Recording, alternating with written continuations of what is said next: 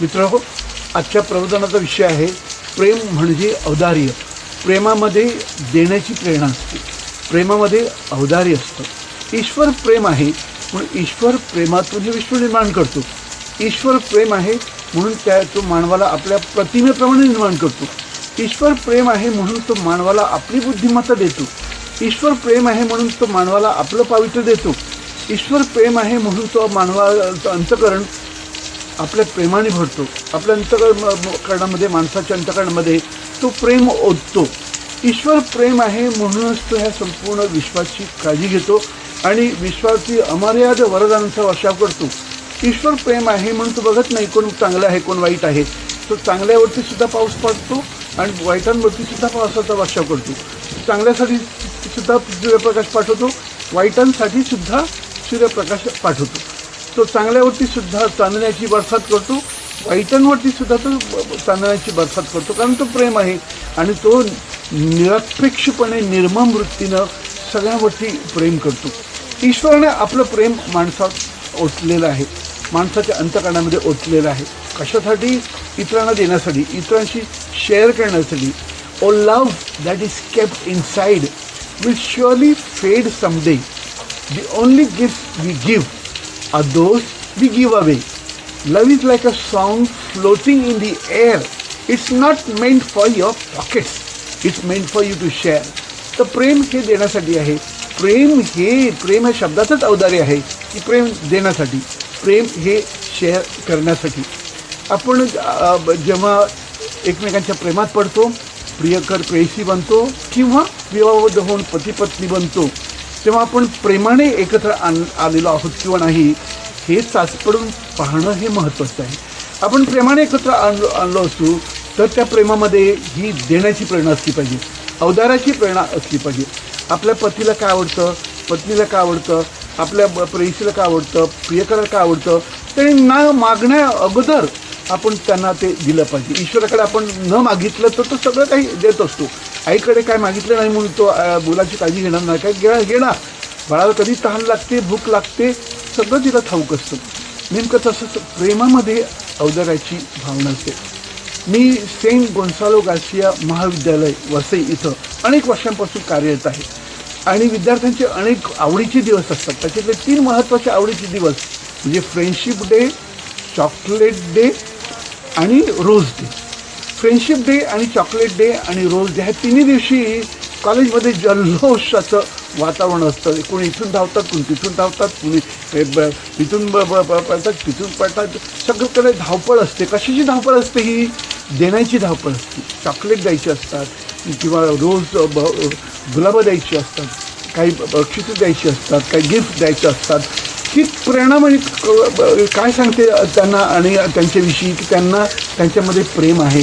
हे प्रेम ते औदार्यामध्ये दाखवत असतात.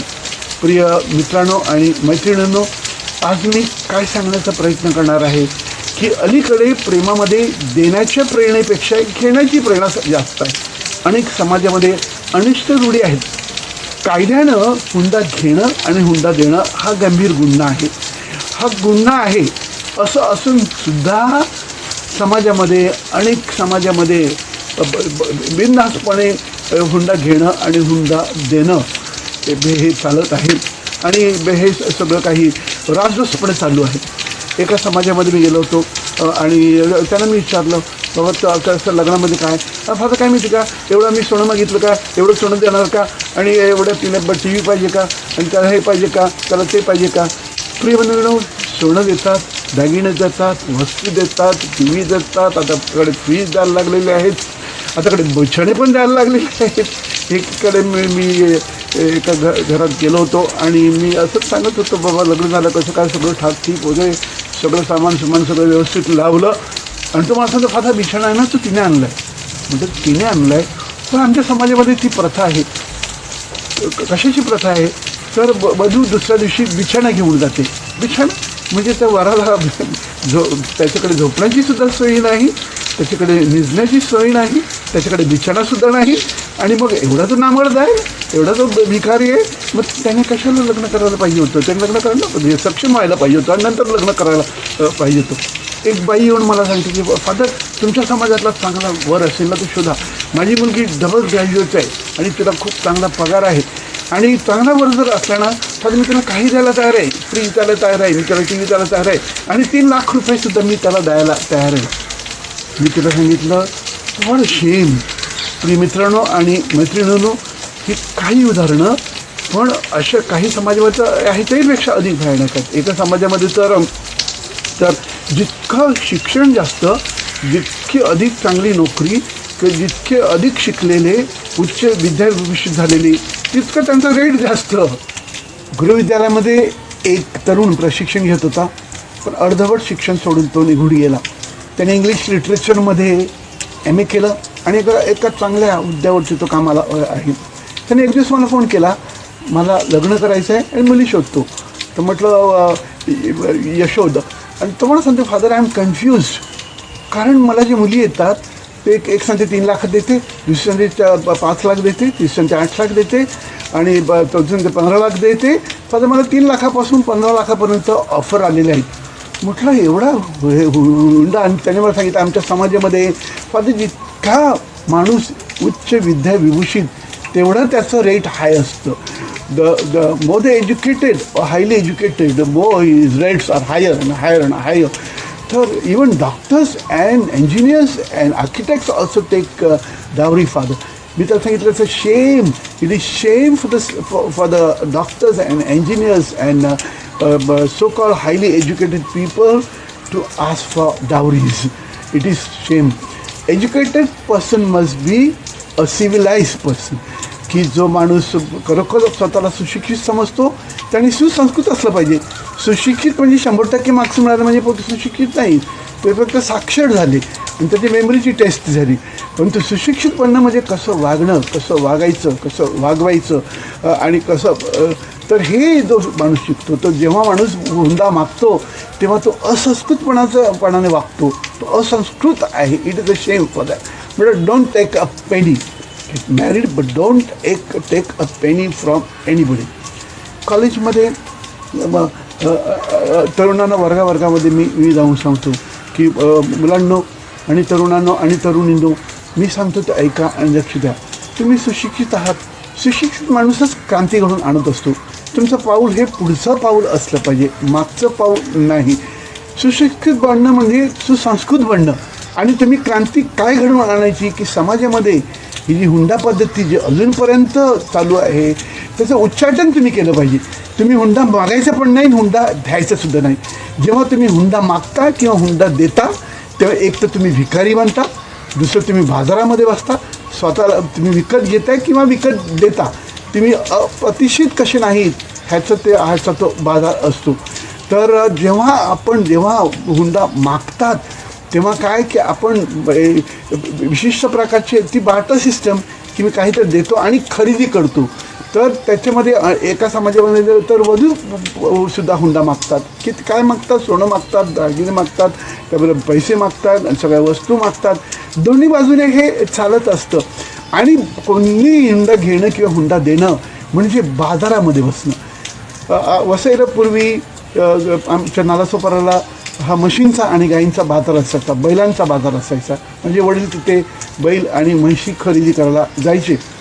मुंबईत घोडबंदर इथं घोडे बाजार होता जिथे घोडे विकले जात होते. जेव्हा आपण हुंडा मागतो तेव्हा आपण घोडे बाजार करतो, घोड्यासारखे वागतो किंवा गाई म्हशीसारखे आपण वागतो. आपण बाजारात बसतो, आपला बाजार भाव कुणीतरी आपल्याला पैसे देतो किंवा संपत देतो आणि आपल्याला विकत घेतो आणि आपण विकले जातो. मुलीसुद्धा 3 लाख रुपये द्या आणि मला विकत घ्या. तर तरुणीने तुम्ही गाय म्हशी नाहीत, तुम्ही घोडे नाहीत, तुम्ही बैलवान नाहीत, तुम्ही भिकारी नाहीत, तर तुम्ही मर्द आहात. आणि मर्द आहात ना, मर्दासारखं वागायचं. मर्दासारखं वागायचं म्हणजे काय करायचं? पहिल्या प्रथम की चांगलं शिक्षण घ्या, चांगल्या नोकरीला लागा, सक्षम बना. सक्षम बनल्यानंतरच आपण कुटुंब तयार करण्याचा विचार करा. आणि वधूवर खरेदी करू नका, बाजारामध्ये अजिबात बसू नका. हुंडा घेणं आणि हुंडा देणं म्हणजे बाजारामध्ये बसणं आणि ही बाटा सिस्टम खरेदी विक्री करणं. आणि शिक्षणाचं नाही तर प्रेमाचं सुद्धा बाजार म्हणणं. असं प्रेम टिकत नाही. आणि म्हणूनच एवढे लग्न मोडतात. आणि म्हणूनच कितीतरी वधूंच्या ऐन विशीमध्ये त्यांच्या हत्या झालेल्या आहेत. किती तरुणींना हुंडा न आणल्यामुळं त्यांच्या रॉकेट ओतून त्यांना पेटवलेलं आहे. एका बाजूला आमची विद्यार्थिनी होती, माझं हृदय तिळतिळ तुटलं जेव्हा मी ती बातमी ऐकली तेव्हा, की तिचे फक्त 22 दिवस लग्नाला झाले होते आणि तिनं हुंडा न आणल्यामुळं तिच्या पतीनं आणि सासूनं आणि सासऱ्यानं आणि नणंदानी तिच्यावर ऑतोल टाकून तिला जिवंत जाळलं. त्या रात्री मी झोपू शकलो नाही आणि मी म्हटलं काय चाललं आहे आणि हे कोण. तर काल हसत खिदळत वागडत ही तरुणी आज या जगातून निघून झाली. तिने काय गुन्हा केलेला होता, तर गुन्हा कोणाचा होता, तर त्या नामर्द तरुणाचा. हे नामर्द तरुण की स्वतःची ऐपत नसली तरीसुद्धा नको त्या तरी पण विवाद व्हायला तयार झालेले आहेत. आणि आणखी नामर्दपणा काय की हुंड्याच्या नावानं कितीतरी आपण तरुणींचे बळी दिलेले आहेत. कितीतरी हे समाजासाठी ही शर्मेची गोष्ट आहे आणि सुशिक्षितासाठी तर अत्यंत शर्मेची गोष्ट आहे. कारण सुशिक्षित माणसाने सुसंस्कृत वागलं पाहिजे. ह्या गोष्टी फक्त अशिक्षिताकडून घडतं असं नाही, सुशिक्षिताकडून सुद्धा ह्या घडतात.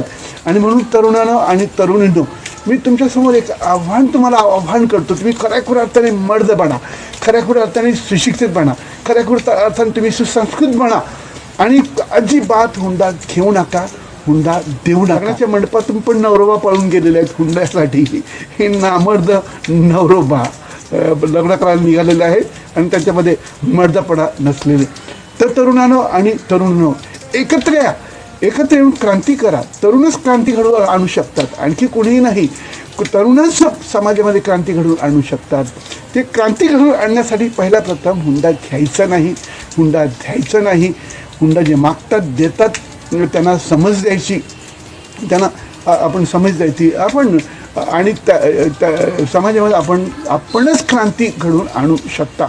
तुम्ही क्रांती घडवून आणावी आणि कुणीही बाजारामध्ये प्रेमाच्या बाजारामध्ये बसू नये, प्रेमाचं कोणी बाजार करू नये.